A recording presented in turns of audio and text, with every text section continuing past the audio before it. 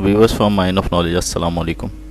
अल्लाह सुब्हानहू व तआला सूरह बकरा में फरमाता है कि शैतान तुम्हें तंगदस्ती का खौफ दिलाता है और बेहयाई का हुक्म देता है, और अल्लाह तुमसे अपनी बख्शिश और फजल का वादा फरमाता है। इमाम हसन बसरी रहमतुल्लाह अलैह इस बारे में फरमाते हैं कि मुसलमानों को शैतान के तंगदस्ती के खौफ दिलाने और उसके वसवसों पर ज़्यादा यकीन है, जबकि ये महज वसवसा ही है तंगदस्ती का। जबकि अल्लाह सुब्हानहू व तआला अपने फ़ज़ल यानी रिज़्क़ का वादा कुरान में मुख्तलिफ़ मवाक़ों पर जो 70 से ज़ायद जगहों पर बयान फरमाया गया है फरमाता है। मगर अफसोस मुसलमानों के कमज़ोर ईमान पे कि वो अल्लाह सुब्हानहू व तआला को हक़ मानने का दावा करते हैं, मगर उसके फ़ज़ल और कुशादगी के वादे के बजाय शैतान के महज वसवसों पर ही कान धरते हुए मुफलिसी के खौफ से रिज़्क़ की फराहमी और हुसूल के लिए नाजायज़ ज़राए इख्तियार करते हैं।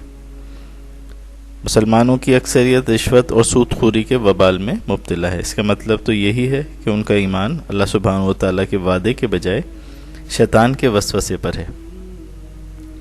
माशरे में अक्सरियत सेविंग अकाउंट रखती है। बेवा और तलाक याफ्ता तो सूद को अपना हक समझ के पैसा सूदी अकाउंट में जमा करवा के मुतमईन होकर बैठ जाती हैं।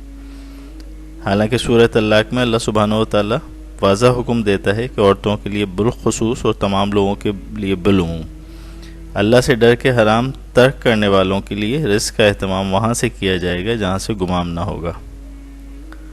सूरह तलाक आयत नंबर 2 में अल्लाह अज़्ज़ व जल फरमाता है, बस जब वो अपनी इद्दत को पहुँच जाएं तो उन्हें दस्तूर से रख लो या उन्हें दस्तूर से छोड़ दो, और 2 मोतबर आदमी अपने में से गवाह कर लो और अल्लाह के लिए गवाही पूरी दो।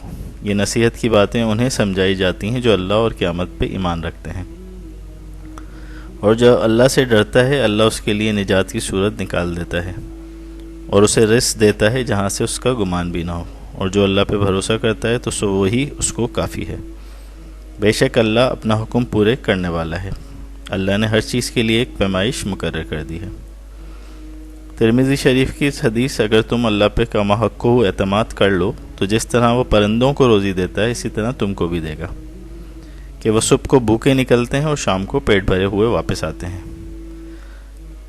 इस हदीस में बिल्कुल वजाहत कर दी गई है रिज़्क़ अल्लाह की तरफ से ही मिलना है और यकीनी तौर पे मिलना है, मगर उस पर भरोसा भी करना होगा और चिड़ियों की तरह मेहनत भी करनी होगी। फिर माश के लिए घर से निकलना भी होगा।